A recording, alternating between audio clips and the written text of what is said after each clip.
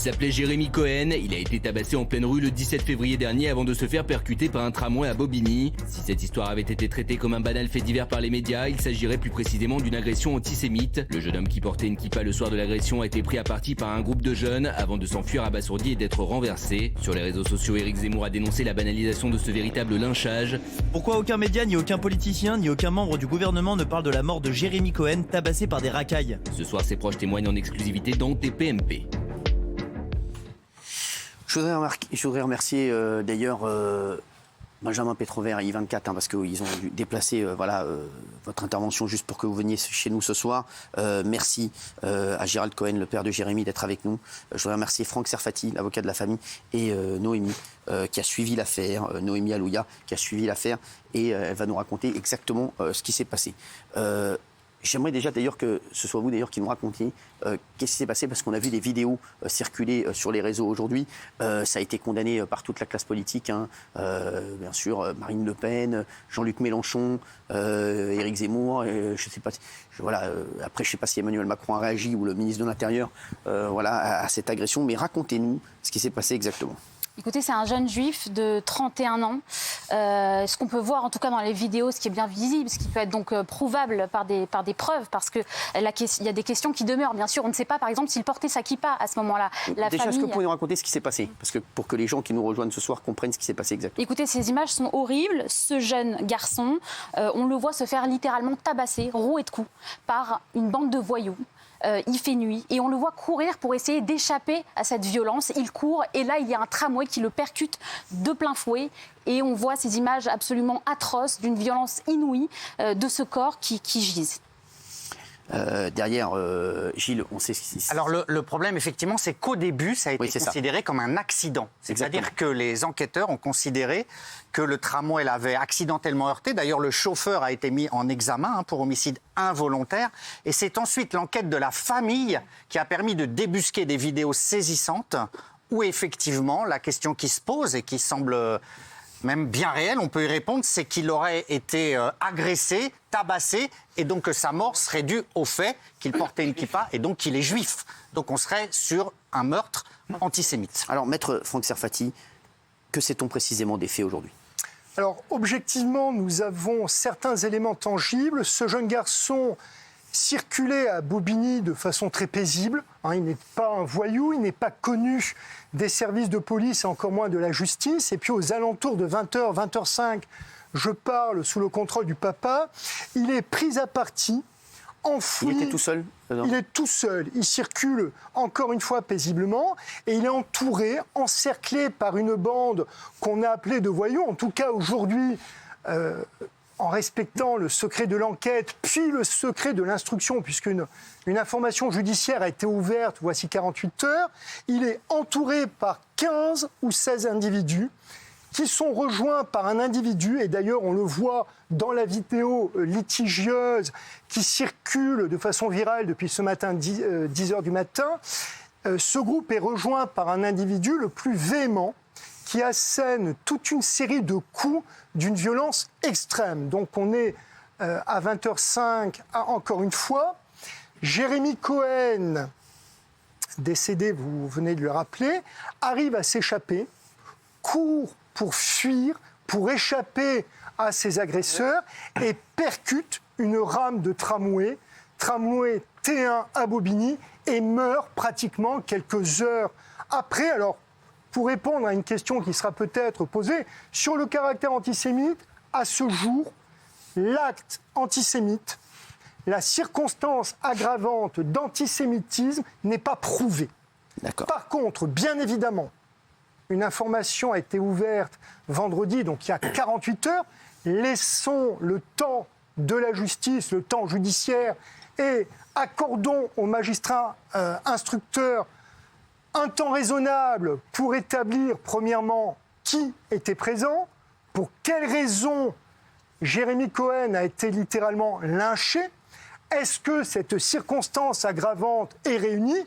Nous le dirons après. En tout cas, moi, avocat de la famille, je ne viens pas vous dire ce soir que ce crime est antisémite, mais je n'exclus pas, loin s'en faut, cette possibilité aggravante, sachant que ces violences ayant directement entraîné la mort constituent juridiquement une infraction criminelle et non pas délictuelle. Ce ne sont pas des violences volontaires, ce sont des violences ayant directement et immédiatement entraîné la mort. Car chacun l'a compris, d'ailleurs on le voit dans cette vidéo, Jérémy est tout simplement fracassé, roué de coups. Il s'échappe pour justement s'enfuir de cette violence qui, a priori, en tout cas ce soir, nous apparaît gratuite. Et ce n'est que par ce geste de fuite qu'il heurte le métro avec cette chute mortelle, puisqu'il en est mort. Donc il y a une relation de cause à effet avec bien évidemment une qualification criminelle. En tout cas, c'est ce qui nous apparaît aujourd'hui et c'est ce que je défendrai dès demain auprès du magistrat instructeur. Maître Gilles, tu disais il y a un instant qui avait été retenu au départ un accident de la circulation. Vous nous confirmez ça? Alors, je vous confirme, et le papa qui a mené son enquête avec 2 de ses garçons, deux fils effectivement, pourra vous expliquer qu'il y a eu 3 temps auxquels je n'étais pas présent, ayant été mandaté jeudi dernier par la famille Cohen. Effectivement, une plainte et une intervention auprès des services de police le 17 février 2022, c'est-à-dire le lendemain de cette mort. Je ne vais pas utiliser le terme crime qui a une connotation, ou meurtre ou assassinat qui a une connotation juridique. En tout cas, ce soir, on parle de mort. La police ne semble pas prendre cette affaire avec l'acuité que nous la connaissons ce soir. Deuxième étape, toujours au stade de ce qu'on appelle l'enquête préliminaire, avec des interventions répétées de la part de la famille Cohen qui voulait comprendre et qui ne pouvait pas se satisfaire de cette position. Votre fils est mort accidentellement, on ne peut rien vous dire, on classe l'affaire. Donc, il y a un appel à témoins de la part d'un des garçons de Gérald Cohen qui n'est pas infructueux, puisque très rapidement, courant février 2022, la mort datant du 16 février, dans les jours suivants, la famille collecte un certain nombre d'éléments tangibles, dont la vidéo, mais aussi corroborés par des témoignages, puisque la société civile a réagi. Un certain nombre de personnes présentes sur la scène du crime le 16 février s'est manifesté auprès des enfants Cohen et la famille a pu récupérer un certain nombre d'éléments tangibles qui ont été portés fin février à la connaissance de la police, d'où une deuxième étape de la part de la justice et notamment du ministère public, du procureur de la République de Bobigny, avec une troisième étape que j'ai citée à titre introductif, la désignation par le procureur de la République vendredi dernier d'un juge d'instruction qui, là, pour le coup, a l'obligation, de par la loi, d'enquêter. Enquêter à charge ou à décharge, mais on a aujourd'hui un magistrat du siège, un juge d'instruction, qui devra essayer, à tout le moins, avec les éléments qui sont présents ce soir et ceux qui arriveront, ceux qui interviendront dans les semaines à venir, en tout cas nous l'espérons, de mener une enquête pour faire justice et pouvoir savoir réellement ce qui s'est passé. Monsieur Cohen, merci d'être avec nous ce soir. Oui, merci à vous. Non, vraiment. De me recevoir. Je vois là les réactions là sur les réseaux, beaucoup de gens disent qu'ils sont, ils sont brisés par cette affaire. Vous avez voulu savoir la vérité tout de suite. C'est pas ça, c'est que, si vous voulez, après l'annonce de sa mort, le lendemain matin, mon épouse et moi, on a été au commissariat et on nous a posé, on nous a mis chacun dans un bureau, on nous a posé différentes questions classiques que font les enquêteurs et on comprenait pas trop déjà pourquoi on nous posait certaines questions, mais bon, on a fait ce qu'on nous a demandé et après nous-mêmes on a posé la question, qu'est-ce qui s'est passé ? Et là, on nous a dit qu'il semblerait qu'il aurait été poursuivi et qu'il aurait couru à travers des voitures et qu'il aurait une kippa blanche. Et on nous a demandé est-ce qu'il avait sa kippa sur lui à ce moment-là, alors que nous, on n'était pas là, on ne comprenait rien à ce qu'on nous disait. De plus, je pensais à mon fils que j'avais vu hier, on était toute la nuit avec lui où on a fait les prières nécessaires quand il y a un décès comme ça. Et on était avec lui donc à l'hôpital, ma femme et ma fille. Et donc après on est rentré à la maison, on ne comprenait pas. Donc on a essayé de préparer les obsèques. Et à ce moment-là, on nous a dit qu'il gardait le corps parce qu'il voulait faire des prélèvements toxicologiques, mais qu'il n'y aurait théoriquement pas d'autopsie, puisqu'il connaissait, par le fait que l'hôpital, comme Jérémy a eu l'accident vers 20h10, et qu'après ils l'ont réanimé. Et l'hôpital qui nous a appelé la veille, qui nous a appelé le 17 février à 1h du matin, le médecin réanimateur, sur le certificat d'essai, ils ont mis qu'il est mort vers minuit et demi. Et on nous a appelé vers 1h du matin. Donc, à partir de ce moment-là, après qu'on ait été au commissariat, on ne comprenait pas trop ce qui se passait. Et mes enfants, quand on leur a raconté ce qui s'est passé, ils ne comprenaient plus. Donc, à partir de là, ils ont fait des flyers. Comme vous voyez, ils ont fait ça. C'est ça, oui. Un peu plus grand, ils ont fait ça sur l'imprimante à la maison. Et ils ont, malgré le chagrin, malgré la souffrance, malgré leur situation... Ils ont voulu savoir la vérité. Voilà, ils ont distribué à tout le monde là-bas. Ils ont mis des affiches. Et puis, des gens très aimables de toutes sortes qui nous ont aidés.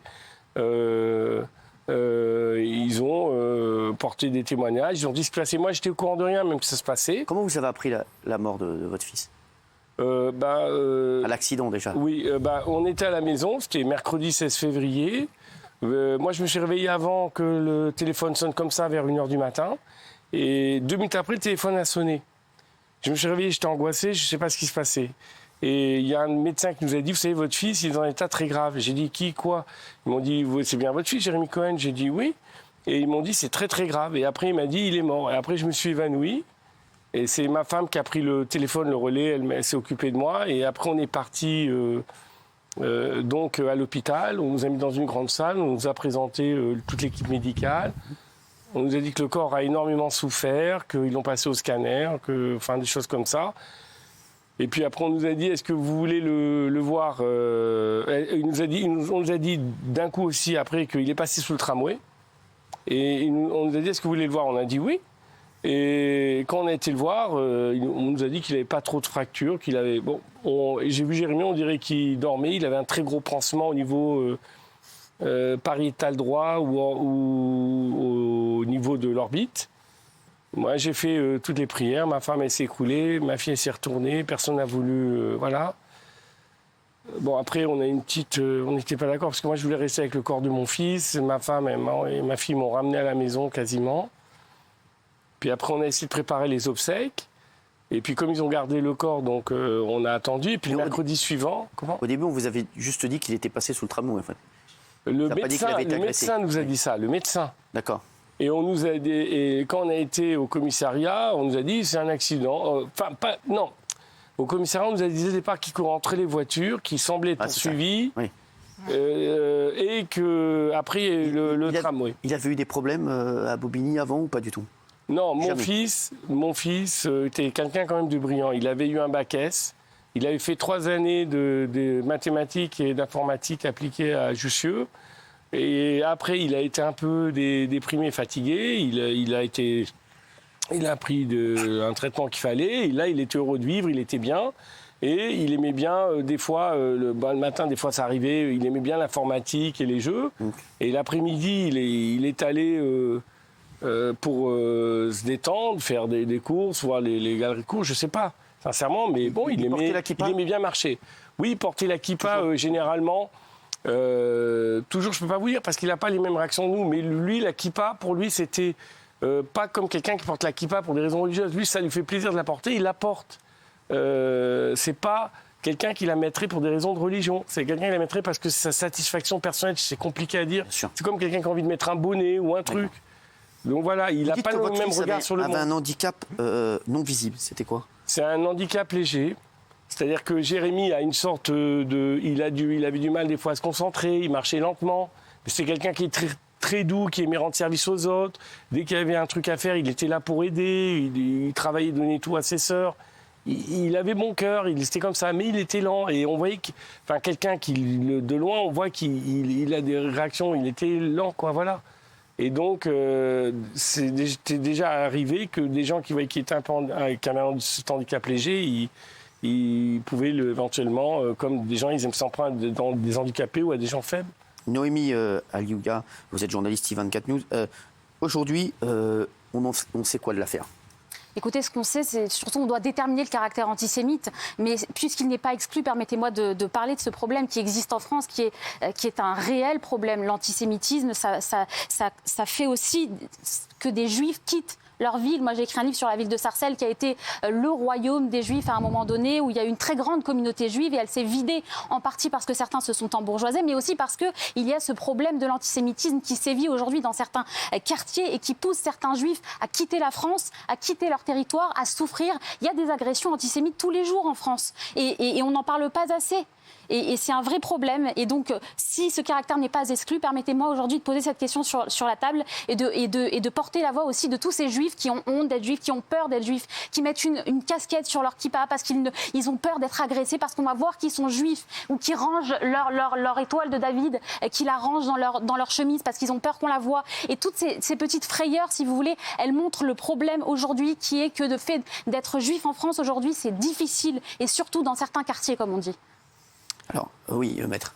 Avec votre permission, bien évidemment, ce que je disais tout à l'heure, c'est que je ne peux pas aujourd'hui, d'un point de vue juridique, moi je suis avocat, je ne suis pas philosophe, journaliste ou sociologue, je me base par rapport à des règles qui ne sont pas morales, qui sont purement juridiques. Par contre, bien évidemment, je suis avocat d'une association dont la mission fondamentale depuis 20 ans, le BNVCA, est de lutter contre l'antisémitisme, et nous avons des actions judiciaires devant les juridictions à la fois délictuelles et criminelles, régulièrement, pratiquement tous les jours.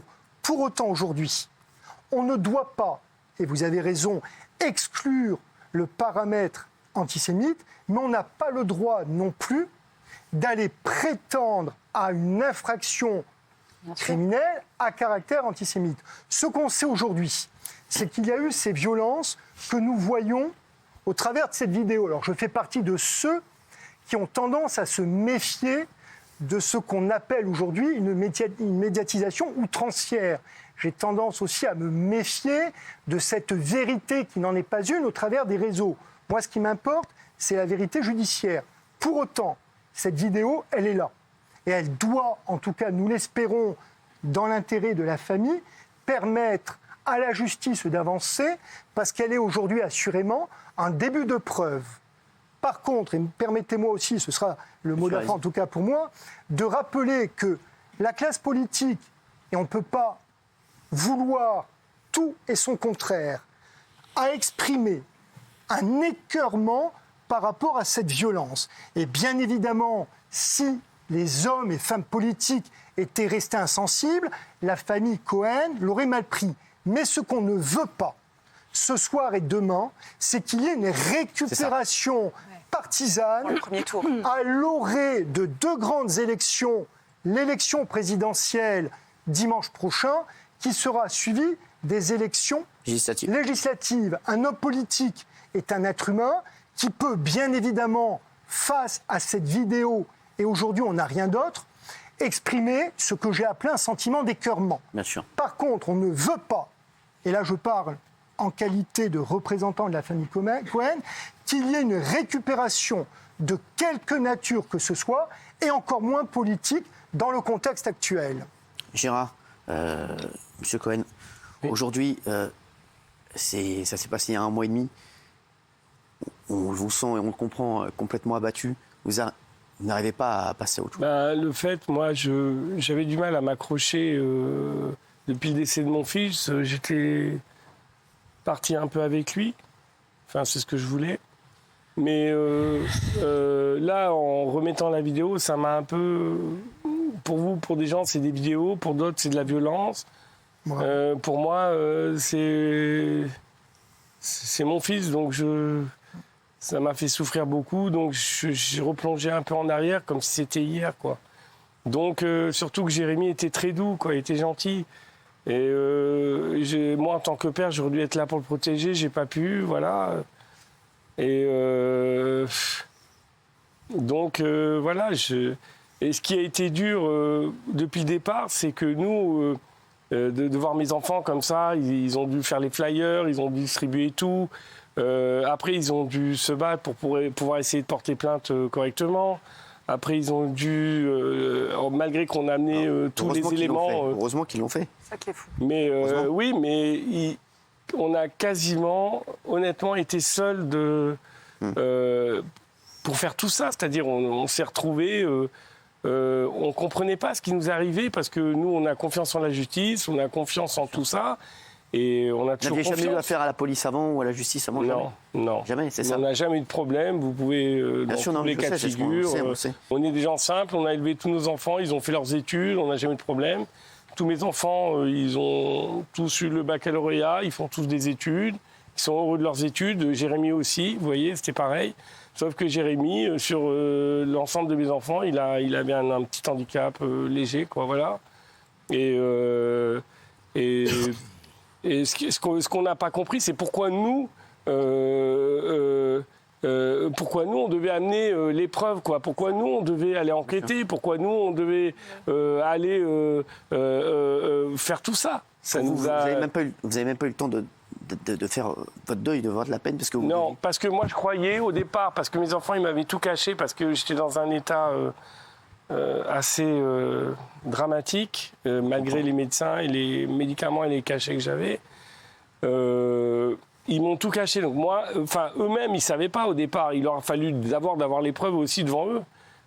Donc au départ, on croyait que c'était un accident de tramway, mais même avec l'accident de tramway, on n'a pas compris. Parce que Gabriel a dû transférer aussi tout ça à l'IGPN. Votre fils. Parce qu'on voyait que de l'autre côté, on ne s'en sortait pas. Donc il a transféré ça à l'IGPN, à ce qu'on appelle la police des polices, et après il a été porté plainte. Parce qu'on voyait qu'on ne pouvait pas ni s'avancer, ni s'en sortir. Monsieur Cohen, aujourd'hui, c'est vrai que... Qu'est-ce que vous aimeriez qu'il se passe? Que simplement ils attrapent ces gens-là, parce qu'on a vu souvent, moi je ne connais pas trop, mais on a vu souvent qu'il y a des gens qui font ça... Il y a quelqu'un qui a fait du sport qui m'a dit une chose, je ne sais pas si c'est vrai ou faux, il m'a dit des fois il y a des gens, ils ont la rage comme ça, ils frappent sans savoir pourquoi, après ils ne peuvent plus s'arrêter.